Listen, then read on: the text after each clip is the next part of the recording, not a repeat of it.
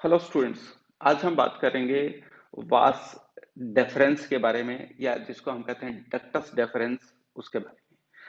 अपने last class में हमने डिस्कस किया था एपिडाइमिस का। उससे पहले हमने टेस्टिस भी डिस्कस किया था। तो आपने अगर उन वीडियोस को नहीं देखा है तो एक बार देख लें, ताकि आप इस आगे फर्दर जो हमारे जो लेक्चर्स आ रहे हैं उनको थोड़ा सा आप प्रॉपरली समझ पाए। चलिए स्टार्ट करते हैं हम एनाटॉमी ऑफ वास डेफरेंस। तो सबसे पहले हमें ये देखना है कि वास डेफरेंस होता क्या है। देखिए, हमने जब आपको लास्ट क्लास में एपिडाइमिस बताया था तो हमने आपको कहा था वो कॉइल्ड ट्यूब होती है। और अब छोटा सा उसको डायग्राम से हम समझ लेते हैं कि हमने ये एक डायग्राम बना था। टेस्टिस है, इसके अंदर से ये वास एफरेंशिया निकल रही है, वास एफरेंशिया इसको बोल देते हैं। और ये सारी की सारी ये जो स्ट्रक्चर निकल रहा है, ये जो स्ट्रक्चर बन रहा है, ये स्ट्रक्चर था एपिडिडाइमिस का। इसको हमने क्या कहा था? Epididymis, correct. तो एपिडिडाइमिस को हमने कहा था ये कोइल्ड ट्यूब है, और इसको हमने तीन पार्ट में डिवाइड करके स्टडी किया था। हमने इसका जो सुपीरियर पोर्शन है, हम थोड़ा सा इसका कलर चेंज करते हैं, आप समझें। ये जो ऊपर का पोर्शन है, जो जिसको हम कह सकते हैं कि मोस्ट प्रोक्सिमल जो पोर्शन है, उसको हमने कहा था हेड। ये हेड। और ये जो पोर्शन था, इस पोर्शन को हमने कहा था बॉडी, बॉडी ऑफ एपिडाइमिस। और ये जो लास्ट जो प्रॉक्सिमल पार्ट इसका जो सॉरी डिस्टल जो पार्ट था, डिस्टल जो पोर्शन था, इस डिस्टल पोर्शन को हमने क्या बताया था? इस डिस्टल पोर्शन को हमने कहा था टेल ऑफ द एपिडाइमिस। तो ये कौन सा पोर्शन हो गया? ये हो गई टेल। अब इस टेल का एक तरीके से कंटिन्यूएशन, इस टेल को हम क्या कहें कि इसका कंटिन्यूएशन। मैं एक बार इनको थोड़ा सा हटा देता हूं, ताकि हम इनको समझ पाए प्रॉपर। ये डायग्राम हम दोबारा ड्रॉ करेंगे, करेक्ट। चलिए, अब हमने ये कहा था, ये जो पोर्शन है, ये पोर्शन किसका हो गया? एपिडिडाइमिस का पोर्शन हो गया, करेक्ट। ये पोर्शन हो गया एपिडिडाइमिस का। और इसी एपिडिडाइमिस का एक तरीके से कंटिन्यूएशन, इसको क्या बोलेंगे? कंटिन्यूएशन। इसका कंटिन्यूएशन है जो ये ट्यूब वापस फिर असेंड कर रही है, करेक्ट। ये ट्यूब वापस फिर असेंड कर रही है। ये जो ट्यूब है, इस ट्यूब को हम क्या बोलेंगे? इस ट्यूब को हम बोलते हैं डक्टस, या इसको नॉर्मली आप वासा डेफरेंस भी बोल सकते हैं। तो डक्टस डेफरेंस, इसको बोलेंगे डक्टस डेफरेंस, या वासा डेफरेंस, वास डिफरेंस भी इसको प्रोनाउंस कर देते हैं। तो वास डिफरेंस, ये जो ट्यूब है, इस ट्यूब को आज हमें स्टडी करना है। तो बेसिकली जब हम इस ट्यूब को देखते हैं तो सबसे पहली चीज जो हमें समझ में आ जाती है वो क्या आती है कि ये एक तरीके से जो स्पर्म का प्रोडक्शन यहाँ पे हो रहा है, इस एरिया में जो स्पर्म का प्रोडक्शन हो रहा है, वो वास एफरेंस के थ्रू, वासा एफरेंशिया के थ्रू ये स्पर्म चले गए एपिडिडाइमिस में। और एपिडिडाइमिस में ये मैच्योर हो गए। और हमने कहा था कि इनके अंदर एक विशेष क्वालिटी आ जाती है मैच्योर होने के बाद। और वो क्वालिटी ये आ जाती है कि अपने आप ये तैरने लग जाते हैं, फ्लो करने लग जाते हैं, या हम कहें कि ये अपने आप को एक तरीके से गति प्रदान कर सकते हैं। इनके अंदर ये कैपेबिलिटी आ जाती है कि ये मोटाइल हो जाते हैं, करेक्ट। अब ये जो स्पर्म है, वो स्पर्म जब आगे, क्योंकि इनको स्पर्म का बेसिक जो स्पर्म का बेसिक जो काम है वो क्या हुआ कि फीमेल रिप्रोडक्टिव सिस्टम के साथ वो फीमेल बॉडी में जाएगा, और वहां पे आगे जाकर के फर्टिलाइजेशन का प्रोसेस करेगा। तो ये जो एक तरीके से स्पर्म है, इन स्पर्म को हमें इजैक्यूलेट करना है, यानी कि इजैक्यूलेशन तक इनको लेकर के जाना है। तो यहां जब इजैक्यूलेशन तक लेकर के जाएंगे तो ये इस डक्ट के थ्रू, ये इस डक्ट के थ्रू आगे की तरफ ट्रेवल करेंगे। तो एक सबसे जो इंपॉर्टेंट चीज हो गई, वो इंपॉर्टेंट चीज हो गई कि जो स्पर्मेटोजोआ प्रोड्यूस किए, किसने किए? टेस्टिस ने किए।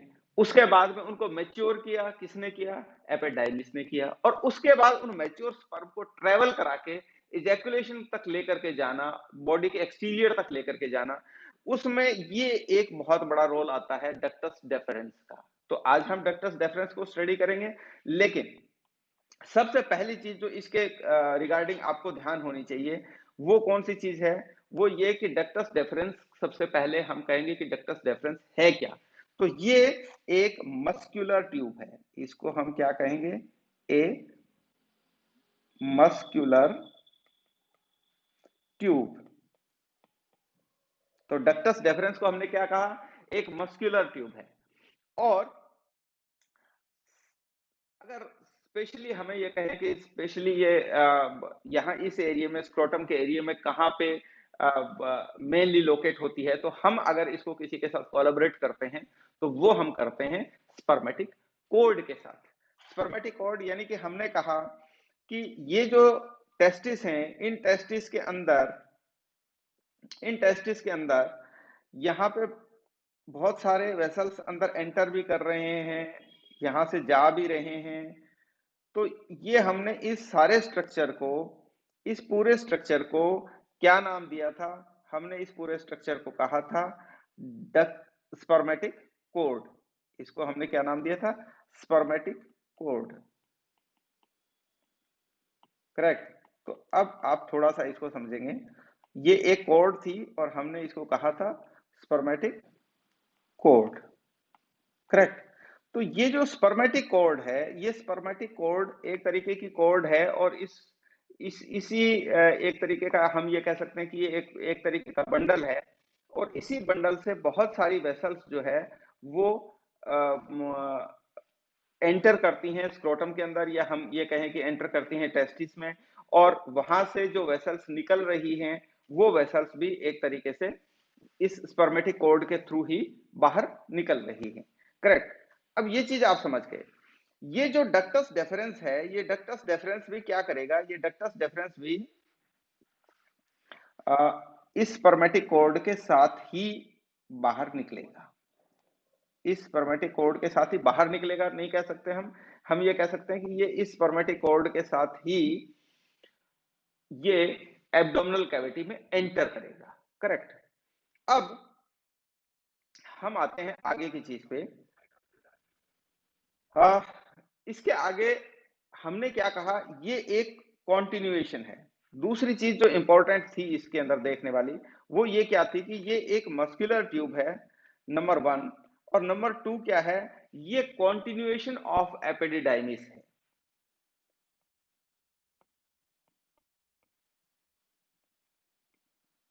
ये एक तरीके का जिसको कहें कि हम यूं नहीं कह सकते कि एपिडिडाइमिस खत्म हो गया और उसकी जगह फिर उसके बाद डक्टस डेफरेंस निकलने लग गई।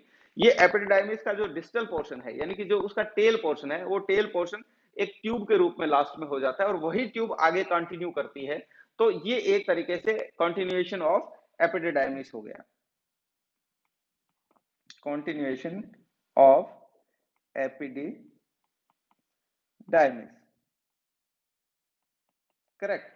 ये जो दूसरी चीज है ये आपको इसके रिगार्डिंग में ध्यान रखनी है। और तीसरी चीज हमने क्या कहा, ये एक तरीके से स्पर्मेटोजोआ को ट्रांसपोर्ट करता है, कहां से, ये ट्रांसपोर्ट करता है एपिडाइमिस से लेकर के एजैक्युलेटरी डक्ट तक। और जो इसके रिगार्डिंग इंपॉर्टेंट चीजें हैं जो हमें ध्यान होनी चाहिए, वो चीज क्या है, वो है इसकी लेंथ, कि इसकी लेंथ कितनी होती है। तो इसकी जो जनरल लेंथ है वो अराउंड अराउंड 45 सेंटीमीटर होती है। इसकी जो लेंथ है वो लगभग 45 सेंटीमीटर के अराउंड होती है। और इसका जो दूसरी इंपॉर्टेंट चीज है वो है इसका डायमीटर। तो इसका जो डायमीटर वो 3 to 5 mm के करीब इसका डायमीटर होता है। इसका जो डायमीटर है वो डायमीटर कितना होगा, 3 to 5 mm के करीब। ये इसकी एक बेसिक चीजें हो गई। लेकिन इसके साथ जो बहुत इंपॉर्टेंट चीज है, वो इंपॉर्टेंट चीज है इसका कोर्स, यानी कि ये कहां से चलती है, कैसे रवाना होती है, फिर आगे कहां जाती है, उसको क्या कहते हैं, course of the ductus deferens, या course of the vas deferens. तो इसका जो कोर्स है वो बहुत इंपॉर्टेंट है। चलिए हम इसी डायग्राम को आगे कंटिन्यू करते हैं और इसी डायग्राम से, या हम थोड़ा सा एक डायग्राम और ड्रॉ कर लेते हैं यहाँ पर, और उस डायग्राम से हम समझने की कोशिश करते हैं।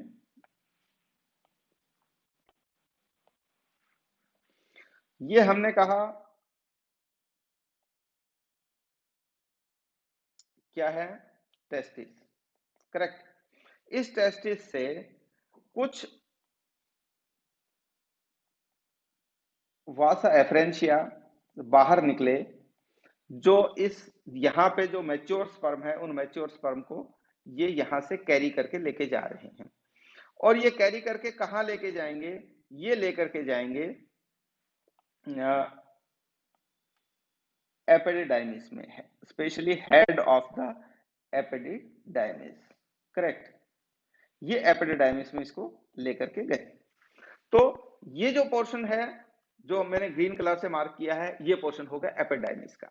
यहाँ पे स्पर्म मैच्योर हुए, उनमें मोर्टेलिटी आई, उसके बाद ये इसी का एक तरीके से पार्ट है, जो इसी का एक तरीके से कंटिन्यूएशन है, जो इस तरीके से वो डक्ट बाहर जा रही है, करेक्ट। इस डक्ट को हमने कहा है वासा या वास डेफरेंस। इसी को हमने क्या कहा है, वास डेफरेंस, करेक्ट। तो ये जो ट्यूब है हमने कहा ये मस्कुलर ट्यूब है, और ये एक तरीके से एपिडाइमिस का कंटिन्यूएशन है। अराउंड 45 सेंटीमीटर इसकी लेंथ होती है, 3 to 5 mm के करीब इसका डायमीटर होता है। और ये स्पर्मेटिक कॉर्ड के साथ ही, ये जो स्पर्मेटिक कॉर्ड निकल रही हैं, इनके साथ ही ये एब्डोमिनल कैविटी में एंटर कर जाएगा, करेक्ट। ये पूरा का पूरा जो है, इसको हमने कहा spermatic cord, spermatic cord, correct. अब क्या होगा, ये जो इसकी जो पोजीशन है यहां पर स्क्रोटम के अंदर, यहां ये पोस्टीरियर टू टेस्टिस रहता है, टेस्टिस के पोस्टीरियर टू टेस्टिस, और medial to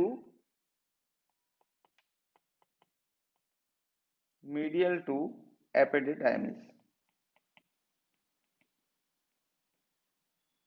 medial to epididymis, correct. इस पोजीशन से ये यहां से रन करता है, फिर ये असेंड करेगा, ऊपर की तरफ असेंड करेगा, ऊपर की तरफ जाएगा, और जब ये इसके सुपीरियर एस्पेक्ट पे पहुंचेगा, टेस्टिस के सुपीरियर एस्पेक्ट पे पहुंचेगा, तो वो जो है वो स्पर्मेटिक कॉर्ड के साथ ये इसके साथ कनेक्ट हो जाएगा, और ये स्पर्मेटिक कॉर्ड के साथ ही ये एंटर करेगा। तो सबसे पहले ये क्या करेगा, इंग्वाइनल कैनाल को क्रॉस करेगा। अब हम इसी से स्टार्ट करते हैं, यहां पे हम ले लेते हैं, ये इंग्वाइनल कैनाल को क्रॉस करेगा। और जब इंग्वाइनल कैनाल को, एक तरीके से ये कहें सुपरफिशियल इंग्वाइनल रिंग, अगर हम यूं करें कि वहां तक ये जब रीच बनाता है, तो फिर उसके बाद में क्या होगा, इंग्वाइनल कैनाल से लेने के बाद में थोड़ा सा आगे जाएगा, हल्का सा ये कर्व लेगा, और कर्व लेकर के ये रैप करेगा एक पर्टिकुलर आर्टरी को। हम उस आर्टरी को ड्रॉ करने की कोशिश करते हैं कि ये एक आर्टरी आ रही है, इस आर्टरी को रैप करेगा। ये बहुत इंपॉर्टेंट आर्टरी है, बहुत सारे कॉम्पिटिटिव एग्जाम्स में भी इसके बारे में पूछा जाता है। ये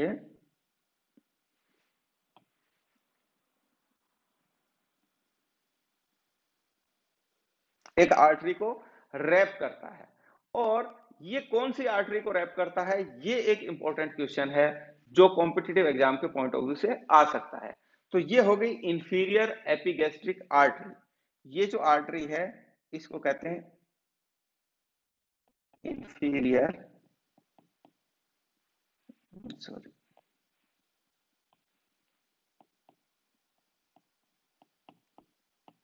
inferior epigastric gastric artery, correct. तो ये इंफीरियर एपिगैस्ट्रिक आर्टरी को रैप करेगा। अब फिर आप इसको ध्यान से देखें, हल्का सा ये असेंड करके अराउंड 2 सेंटीमीटर के करीब ये असेंड करके वापस ये डिसेंड होने लग जाता है। और ये जब डिसेंड होता है तो फिर एक ब्रांच आती है, एक पर्टिकुलर वेसल आती है, आर्टरी भी आती है, वेन भी आती है, तो उसके कनेक्शन में भी। और दूसरा एक और इंपॉर्टेंट क्वेश्चन यहां निकल के आता है कि इंफीरियर गैस्ट्रिक आर्टरी, ये जो आर्टरी है इंफीरियर गैस्ट्रिक आर्टरी, ये किसकी ब्रांच है? तो ये दोनों क्वेश्चन, दोनों दोनों का आंसर इसके अंदर सेम रहेगा। तो इंफीरियर एपिगैस्ट्रिक आर्टरी जो है वो ब्रांच है एक्सटर्नल इलियक आर्टरी। तो ये कौन सी आर्टरी हो गई? ये हो गई एक्सटर्नल एक्सटर्नल एक्सटर्नल इलियक, इसको एक्सटर्नल इलियक आर्टरी भी बोलते हैं, चाहे आप इसको, क्योंकि इसके साथ वेन भी आती है, तो ये पूरा का पूरा जो है ना, ये इसको आप एक नाम देते हैं कि एक्सटर्नल इलियक वेसल्स बोल देते हैं।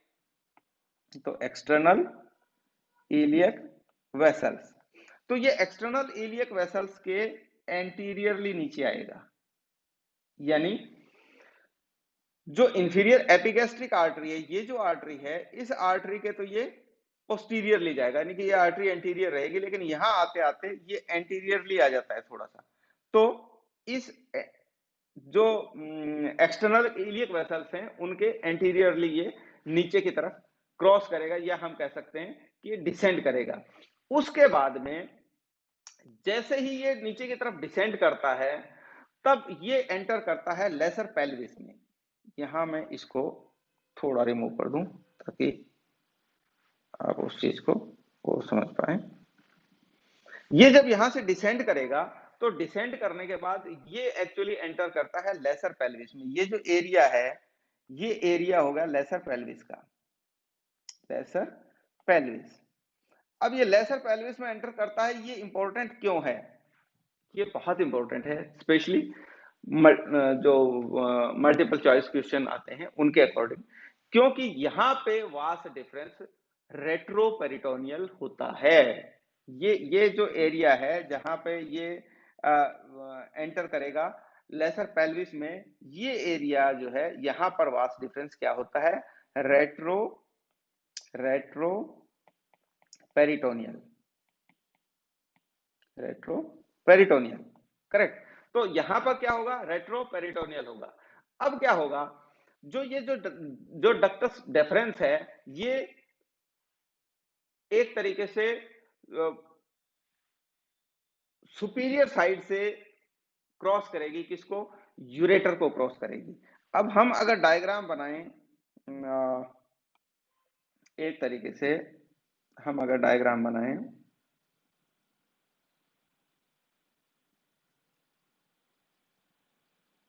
इसको, ये हो गया यूरिनरी ब्लैडर, यूरिनरी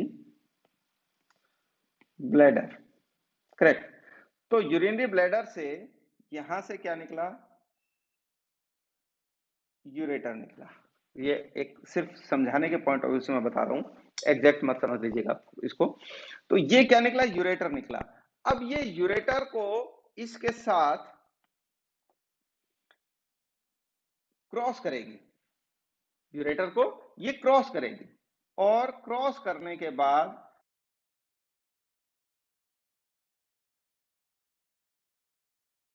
क्रॉस किया, तो कहां पे क्रॉस करेगा? ये posterior lateral angle of the bladder, हम इसको क्या बोलते हैं? Posterior lateral angle of the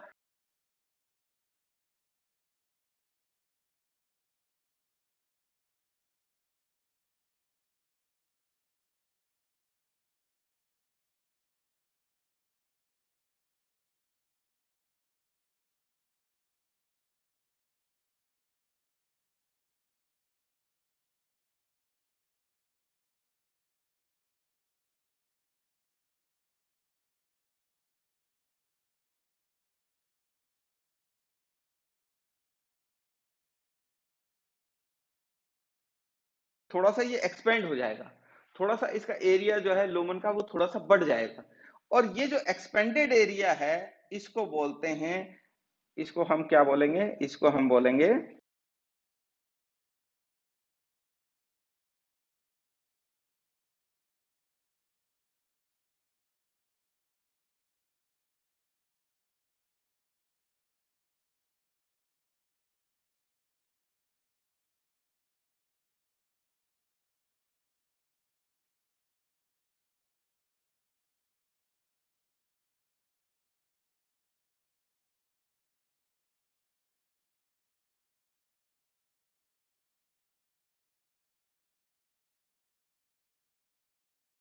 ये ample of vast difference start होगा। यहां पर एक और स्ट्रक्चर हमें मिलेगा, एक अलग तरीके का स्ट्रक्चर मिलेगा, और इसको हम कह सकते हैं कि इस तरीके का ये स्ट्रक्चर यहाँ पे हमें मिलेगा। ये एक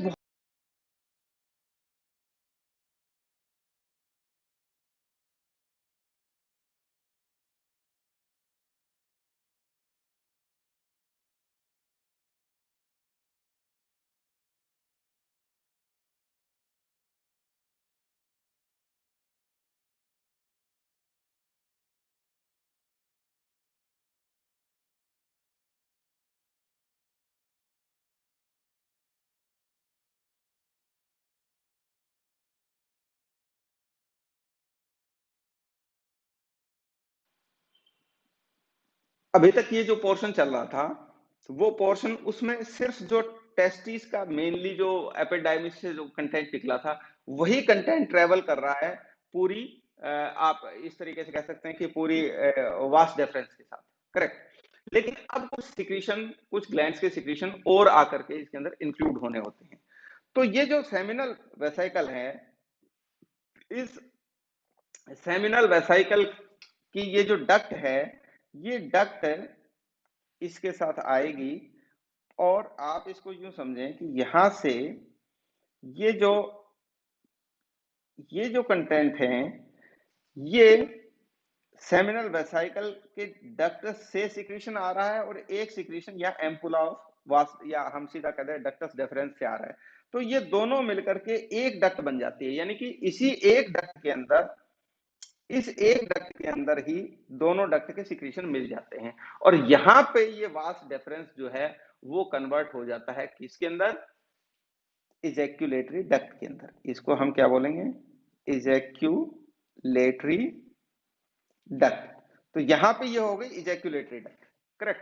यानी ये जो वास्ट डिफरेंस हमारा यहां से स्टार्ट हुआ था, इस जगह से जो स्टार्ट हुआ था, वो ये पूरा ट्रेवल करते करते करते करते करते करते और ये यहां पर आकर के जब इसमें सेमिनल वेसाइकल के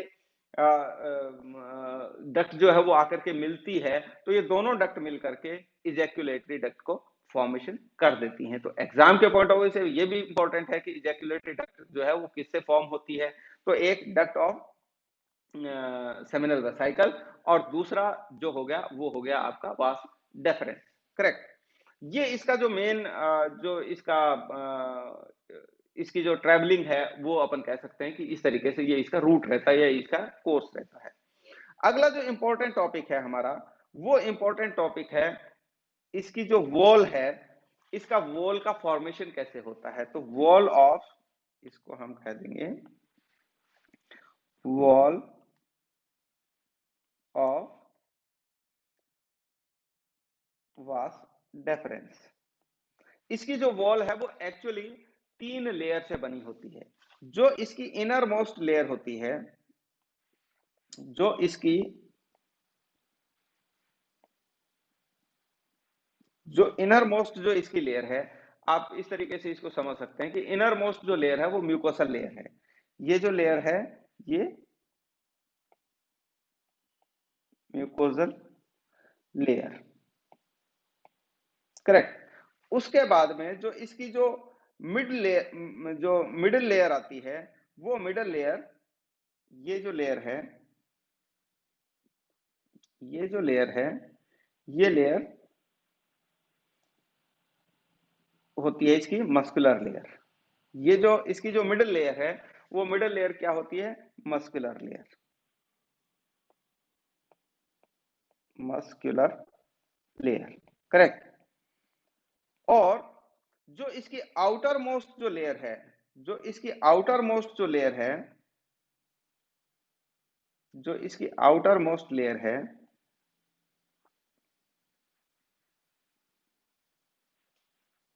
जो इसकी आउटर मोस्ट लेयर है वो बनती है कनेक्टिव टिश्यूज से। कनेक्टिव टिश्यूज, तो यानी कि 3 लेयर हो गई इसके अंदर, नंबर 1, नंबर 2, नंबर 3। और ये जो है ये क्या है, ये इसका लुमेन है। ये आप इसको समझिए, लुमेन ऑफ डक्टस डेफरेंस या वास डेफरेंस। तो 3 लेयर हो गई। जो इनर मोस्ट जो लेयर हो गई वो हो गई म्यूकोजल लेयर। जो मिड लेयर हो गई वो हो गई मस्कुलर लेयर, या स्पेशली कह देते हैं कि वो स्मूथ मसल की लेयर होती है। और जो इसकी जो आउटर मोस्ट लेयर है वो है कनेक्टिव टिश्यू की लेयर। अब ये जो मस्कुलर लेयर है इसकी, इस मस्कुलर लेयर में भी, इस लेयर में भी तीन तीन जो है वो लेयर होती है। ये जो इनर होती है और जो आउटर होती है वो लॉन्गिट्यूडिनल होती है। इनर, ये हम बात कर रहे हैं इस लेयर की, मस्कुलर लेयर की। इनर और आउटर ये कौन सी होती है, ये होती है लॉन्गिट्यूडिनल लेयर, लॉन्गिट्यूडिनल, करेक्ट। और जो इसकी मिड लेयर जो होती है वो होती है सर्कुलर लेयर, करेक्ट। तो पूरी जो वास डिफरेंस की जो वॉल है वो वॉल 3 लेयर की बनी होती है। Inner most, sorry, inner most mucosal layer होती है, जो मिडिल लेयर होती है वो मस्कुलर लेयर होती है, जो आउटर मोस्ट लेयर होती है वो कनेक्टिव टिश्यूज की बनी होती है। मस्कुलर लेयर के भी 3 लेयर होती हैं। जो इनर और आउटर होती है वहां लॉन्गिट्यूडिनल फाइबर मिलते हैं, और जो मिडिल लेयर होती है वहां एक तरीके से हमें सर्कुलर फाइबर मिलते हैं। ये हो गया इसका जो एक और इंपॉर्टेंट टॉपिक है। इसके बाद में हम थोड़ी सी बात करते हैं इसके क्लिनिकल एस्पेक्ट की। Clinical aspect, okay. तो सबसे पहले हमें वासेक्टोमी, हमने पहले आपको बताया था वासेक्टोमी क्या होती है, कि इसमें जो इंग्वाइनल रीजन होता है उसमें, क्योंकि ये थोड़ा सा सुपरफिशियल मिलती है तो यहाँ से इजीली कट कर लेते हैं, और उसको हम कहते हैं मेल स्टरलाइजेशन का एक प्रोसेस होता है जिसको हम वासेक्टोमी बोल देते हैं। और ये यहाँ पे इसलिए भी करते हैं, एक तो सुपरफिशियली मिलता है, बहुत इजीली मिल जाता है। दूसरा इसका कारण ये होता है कि ये यहाँ रीजनरेशन का प्रोसेस भी कुछ बेटर होता है, कंपैरेटिवली सक्सेसफुल होता है। लेकिन इसमें भी 2 चीजें ध्यान होनी है कि अगर प्रोसेस को रिवर्स हमें करना है तो पेशेंट की एज जो है वो 30 ईयर्स से अबव नहीं होनी चाहिए, नॉट मोर देन 30 ईयर्स। और दूसरा, वासेक्टोमी किए हुए 7 ईयर्स से ज्यादा का टाइम नहीं हुआ होना चाहिए। ये 2 इसमें रिवर्सल प्रोसेस के अंदर 2 चीजें होती हैं जो ध्यान रखनी होती है। अगला जो एक इंपॉर्टेंट होता है वो होता है इसका वेसल एप्लेसिया। तो वेसल एप्लेसिया क्या होता है,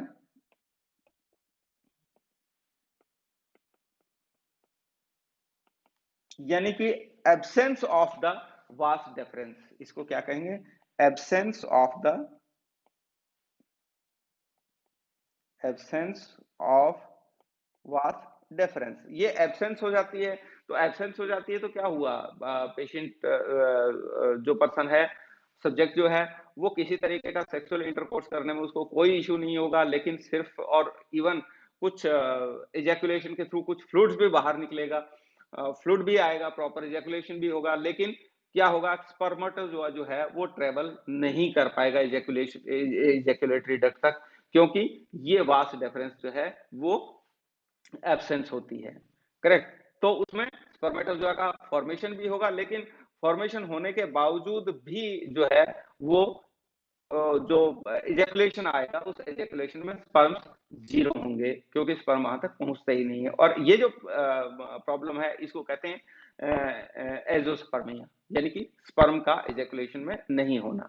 और एक जो मोस्ट कॉमन होता है वो होता है किसी तरीके का इन्फेक्शन। तो इन्फेक्शन, नॉर्मल इन्फेक्शन की वजह से भी किसी तरीके का ऑब्स्ट्रक्शन आ जाता है। यह बात हमने एपिडाइमिस में भी कर ली थी, तो आप उस चीज को बेटर तरीके से समझ गए होंगे कि उसकी वजह से भी ऑब्स्ट्रक्शन हो जाता है, इन्फ्लेमेशन होता है, इन्फ्लेमेशन की वजह से ऑब्स्ट्रक्शन हो जाता है, और ऑब्स्ट्रक्शन होने के कारण जो है वो स्पर्म आगे ट्रेवल नहीं कर पाते हैं। तो ये एग्जाम के पॉइंट ऑफ व्यू से ये एक इंपॉर्टेंट टॉपिक है, थोड़ा सा इसको आप ध्यान से पढ़ें।